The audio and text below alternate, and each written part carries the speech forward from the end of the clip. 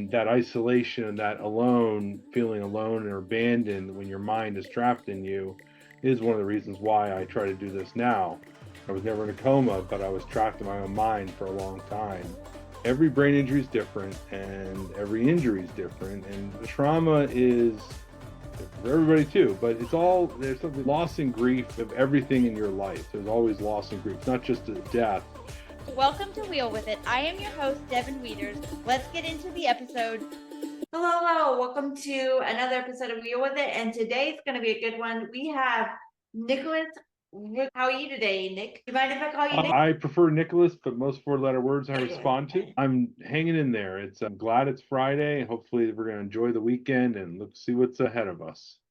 So tell us about yourself. Perfect. As mentioned, Nicholas, I am in this realm of speaking. I was involved in a single vehicle motorcycle crash. A lot of trauma happened, but separated my pelvic circle, broke my sacroiliac. I crushed my left orbital and a mass concussion, right side brain bleed, subdermal hematoma. So I always say just a little bit of trauma. Oh, God. Yeah, just slightly traumatic. Yeah. But I was taken to the level 1 trauma center and I went right up and I didn't have any brain surgery, but with every head injury is different, every brain injury is different. And mine was right side, so I wasn't cognizant the entire time. And that isolation and that feeling alone or abandoned when your mind is trapped in you, is one of the reasons why I try to do this now.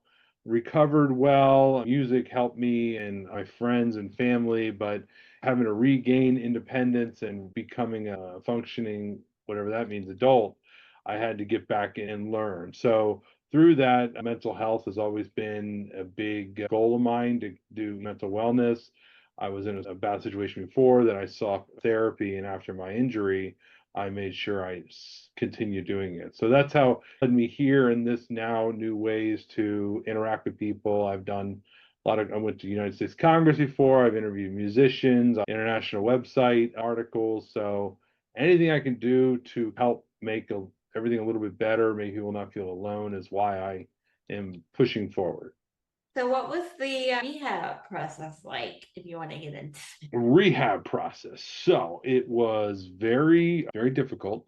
So acute rehab, so they have, everybody understand, many people know what physical therapy is, trying to relearn your muscles, your movement. Acute rehab, I also had occupational therapy, which is trying to regain independence. So cleaning yourself, brushing your teeth, eating, doing your basic stuff you, I don't want to say take for granted, do, but also how occupational therapy helped me learn how to use my eyes again, how to use my hands to pick up stuff. And most hand therapy is occupational therapy based. And then it was speech therapy. And I never lost the ability to speak. I just lost cognitive functions. I lost all the executive functions. I lost the executive problem solving functions. So I needed to learn to slow down and take things in. I would get very anxious, very upset, compulsory. So I needed to learn how to slow down and keep track of my thoughts. And that was where it got really dark and dim and felt isolated when you're trapped. Again, I was never in a coma, but I was trapped in my own mind for a long time. That took roughly 2 weeks inpatient. Then I went to home health, which was very short lived because I was non-weight bearing. So I had a very small basement. I had to move back home after a rough separation, and I had to buy a drop-down commode, blah blah blah. Didn't have much chance for home health. Then I went into outpatient rehab where we had the same gambit, which was a lot. So it takes a while to get back to whatever baseline is. Can't really say baseline because we never know what it is, and normal is a setting on a washing machine. It always changes for each person. But rehab is the importance of regaining some type of independence and being able to move out through the world. Are you still in rehab or any kind of therapy? So I have not seen a physical therapist for 3 years now. I had to relearn how to walk, and use my legs. And again, I have a lot of nerve damage, so I don't have full feeling. Acute rehab and outpatient, such like that was done after 2 years or so. I was done. But I went through more manual functional therapy to help get my brain working better with some of my muscles and making sure my walk was okay, my gait, because again, I was non-weight bearing, but I don't have full feeling in my arms and legs, so things feel differently. So I need to slow down to make myself move a certain way. Otherwise, it'll cause damage or discomfort. Yeah, that's crazy. So I know that all too well. That's not good when you have that kind of pain. Hi, I'm Doug Katz, inventor of the Nulu kitchen knife.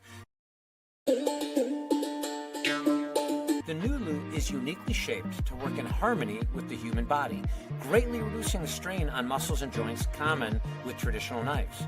Not only is the Nulu ergonomic, it's incredibly versatile.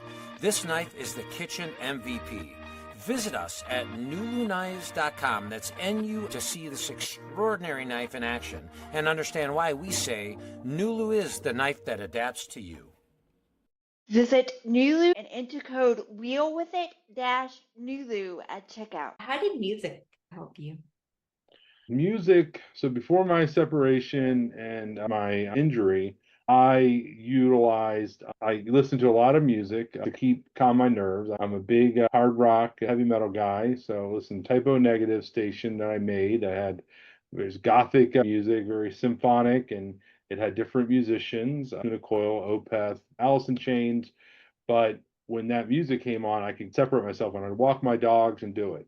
My trauma happened and my brain was out, and my girlfriend, now my wife, she would play my Pandora station, which again was heavy metal. And my brain, when I was going through pain spikes and the music played, it literally lowered my blood pressure. So it really helped me just get through it. And through that journey, I always wanted to say thanks to people. And one of the musicians is an Italian group. My favorite band, Typo Negative, Peter Steele passed in 2010, so I never got to see them live. And one of my regrets, I always say, you always got a chance to take that chance to see someone. Otherwise, you'll never know if you can do it again.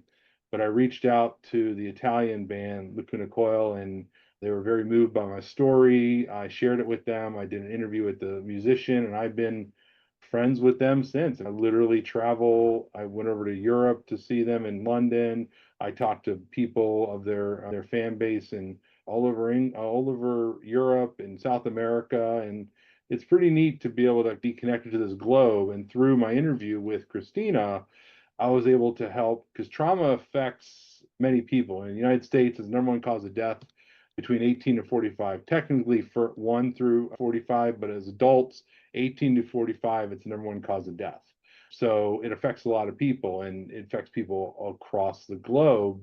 And the one thing that is similar is injury, mechanics, stuff like that are very different from each other, but the isolation, the feeling of abandonment, alone is what keeps us. That's what binds us. I was able to again speak to this band, and more people reached out to me. But I also do a lot of work with local and international organizations such as Trauma Survivors Network, where we talk to other people around the globe. So that was a long answer, so I apologize. I went on a little bit of a tirade. That's amazing. Like my best, you're probably gonna laugh and be like, what young people? But my best friend and I are best friends because of the Jonas Brothers. So I would love to have a chance to do something like that with my best friend. So if you get that chance, by all means, take it. What's your favorite? Where can we listen to that interview, by the way? Oh, I have a link tree that I have. It's on YouTube, on my YouTube channel. I don't have a lot of videos, but I've done a lot of videos for others. But I created a little link tree that linktree.giftsofperspective.com. But that way people can get my different advocacy stuff I've done. And again, that's very important when people can see, because you never know. The nice thing, there's a lot of bad with the internet, but there's also good because it can reach people from all over. And that's what's really cool, when someone can see something that you will maybe never cross path with. But and it's been odd when sometimes says, oh, I've seen you before. I'm like, you have? Oh, I guess you watched one of my videos. That's cool. But it's nice to be able to help people no matter where they are. And you never know when that little bit of advice, something that done, will help someone change their course of their healing or their journey. Before before we get back to the conversation, make sure you're subscribed so you never miss an episode. On whatever podcast app you're listening on right now, just hit the subscribe or follow button, and if there's a bell icon, tap that too so you get notified when new episodes drop. You can also subscribe to my Substack newsletter for updates about important disability policy at both the state and federal levels, and deeper dives into the topics we talk about on the show at wheelwithit.com/Substack. And if you want to follow both me and the podcast on social media, you can find all the links in one place at wheelwithit.com/followers. Now, let's get back to the conversation. So, how did it affect your mental health? Every brain injury is different, and every injury is different, and trauma is different for everybody too. But there's something loss and grief of everything in your life. There's always loss and grief. It's not just a death. So it's the loss of the ability I had, the dream I had, or the goal I had. So depression's very natural, obviously natural for everybody. So me trying to make sure I was ahead of it. I suffered from high anxiety syndrome and a lot of depression. And again, before my injury, I'm grateful that I had this help of a therapist, and I practice cognitive behavioral therapy, CBT. So I challenge myself on things. So trying to keep myself accountable. That's how I did this. And especially after the pandemic, when everybody was going through something at once, I knew how hard it was to feel alone in this world. So I wanted to do something grander. That's why I was to the musician. That's why I went and did speeches and other stuff to say, hey, we can break this together. Let's do it this way. How did you get into advocacy? Like, how did that journey go for you? And then what are you doing now? So I guess another mentor. So I'm a mentor. So I volunteer with the international organization called Trauma Survivors Network, and they're people that have been touched by trauma, like in the trauma unit, from falls to other crashes and other unfortunate events. So we are across the way. So we do peer support, where I get to go in and speak to patients in their situations and the lowest they'll be, and just hopefully give us some hope. In my acute rehab facility, we did the same thing, peer mentoring, where we talk to people going through brain injury, spinal cord injury, or stroke, just about trying to regain and how's it like getting back in. So that is what kind of started my journey. One of the mentors would say, why not me, instead of saying, why me? So I just say, why not me? I'll do it. I'll handle it. So I kept pushing myself to do a little more and more. And then when I did the interview with an international musician, I was like, that pushed me more to step out of my comfort zone. And then I followed the other gentleman on the brain injury interview with myself and Christina. Andrew, he did an interview for an article for Amelia Clark from Game of Thrones organization she founded called sameu.org. That's crazy. Okay. Yeah, so I did an article, I did a spotlight on me as an advocate. So that, again, took me to more. I went to Congress to help with advocate for more trauma support across the nation.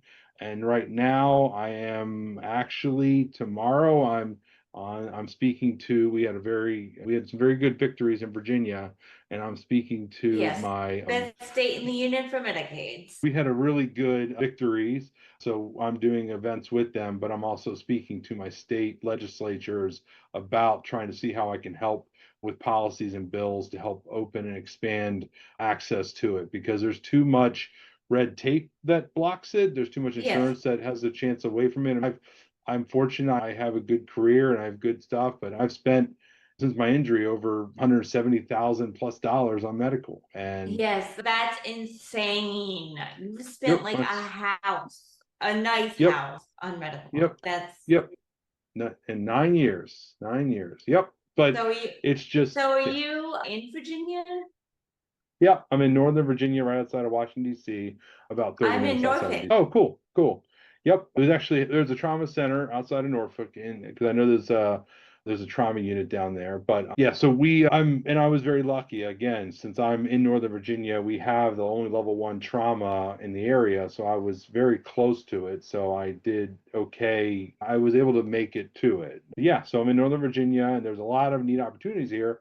one of the good being right next to the Capitol is you can go to Capitol Hill and try to advocate for others and do. And it's lobbying, it sucks. It's not, I don't like lobbying, but if I can do it for I don't something that's either, gonna, it, if I can do it to but help someone, that's a good thing. yeah, that's one of the main reasons why I would want to live in Northern Virginia. That, and selfishly, from an entertainment perspective, they have a lot more like entertainment options because bigger acts come up there. But the main reason why I would want to is to like either intern for a senator or representative, or do some kind of advocacy work up there. But Hope House is not yet, the independent living facility I live in has not expanded to Northern Virginia as of yet. If they ever do, I'm moving up there. But I'll have to come and see you when I'm up there, because I plan to at least go up there, because we do go up there 2 times a year. So That's I'll awesome. reach out. Yeah, that's great. Yeah, I love being a tour guide. I'm a Virginia native. I've always lived here, so many people in the DC area aren't from DC area, and I've always lived here. And it's interesting because I am again very fortunate. And I appreciate what the luxuries I've had in growing up of being around not fiscal luxuries, but we've been lucky enough to be in a very diverse area. I've had friends of all ethnicities, orientations, whatever, and that has definitely opened and broadened my mind for a lot of opportunities to learn more. And Washington, D.C. has all the Smithsonian's are paid for by it's a government agency, so I've always grew up going to the museums and the zoo. I used to volunteer at the zoo, so I've done a lot of crazy stuff, but it's been nice to be in an area that welcomes that. And I love history, and Virginia was pretty much the founder of the United States. It all started here in Jamestown. Yeah, so it's fascinating, the history that we have here. So I'm grateful that I live here so close to DC. I'd like to live a little closer so that I can go up there and advocate. But Hope House does go up there once in a while. Hopefully I'll get up there soon.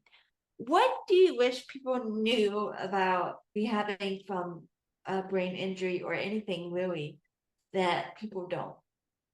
If they ever speak to someone, let's see, a brain injury doesn't define us, we define ourselves. So understanding that anybody's circumstance doesn't define them, they're the ones that define themselves. I've learned through brain injury recovery and working with other brain injury survivors that I make sure when I speak to people, I look them in the eye, I look directly at them, because there's a good friend of mine who actually came to my wedding, and they were in a crash in 1982, forever ago, and they were in college, and they speak, and it seems hard to understand them, but if we listen and look at them, I can understand them.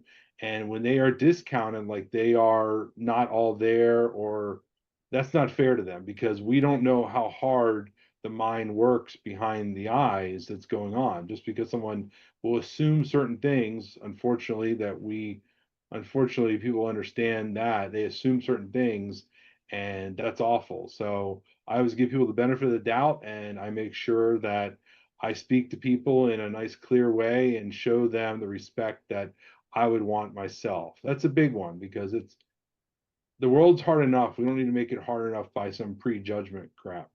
It's a shame because people will prejudge everything. And I tell patients this, trauma survivors, I said, don't let Facebook, don't let anything tell your story. Tell your own story, be your own advocate. And we advocate for ourselves. We're the ones that help write that chapter, so someone else can't fill the blanks in for us. Yeah, that's good. That's good advice. Anything you would like to add before we get off here? No, I appreciate the opportunity to help, and I'm always looking for ways to help branch out and help more. And I want people to know that no matter what, they are definitely not alone in this hard enough, crazy world. And always reach out for help, because no matter what, no matter what happens, and it might seem bleak, but there are hundreds of people that want to help you. Help is a gift we freely give. So understanding to let itself go and sometimes allow others to help is a gift they give them. That's a gift they give you, and it helps heal themselves. That's awesome. So where can people go to get in touch with you and get resources about traumatic brain injury if they Perfect. I have a silly little link tree, and I'll send you the link. It has my little channel that has different podcasts I've been on my Spotify, has a YouTube, and has an email, giftsofperspective@gmail.com. If you want to reach out to me and I can maybe help give you some type of resources. I know in Virginia, we have brain injury support services in Virginia, traumatic brain injury. There is plenty of service groups that are here to help brain Yes. injury services. And And that's important. And then traumasurvivorsnetwork.org is, again, across the entire country that has support groups for it. Sorry, go ahead. And if you go to My Life, I will include the exact link in the show notes. So please go there to get the exact link. But I think it's mylifemycommunity.com. It will show you all the different Medicaid waivers. So if that's something you're interested in, it will show you all the different Medicaid waivers and all the services they offer. If you go to Common Help I think it will have places where you can apply for benefits and all that stuff. Yeah, Virginia has a lot of great benefits and they constantly work to improve them. So if you are brain injured or disabled, Virginia's probably one of the best states you can live in. And so we will have all those links in the show notes.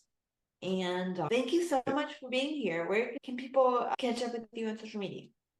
Yeah, so again, I have that link tree that you can put in the notes.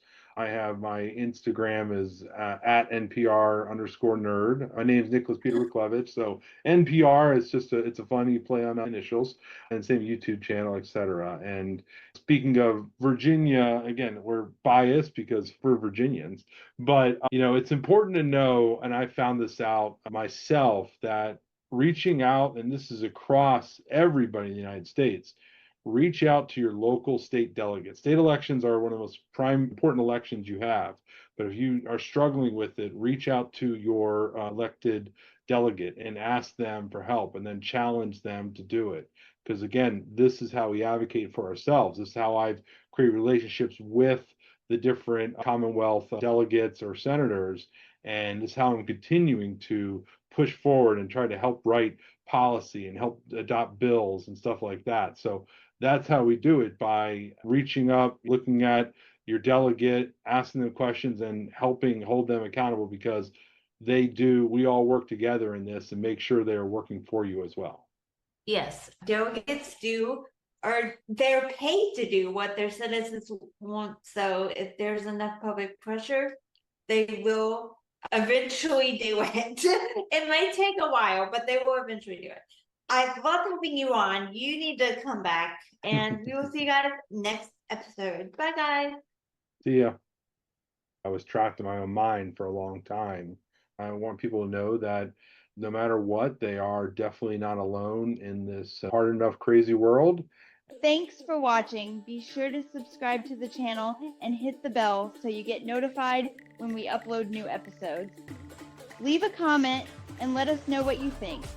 Also, give this video a thumbs up. Remember to follow our guests and the show on social media using the links in the description. We'll see you next time.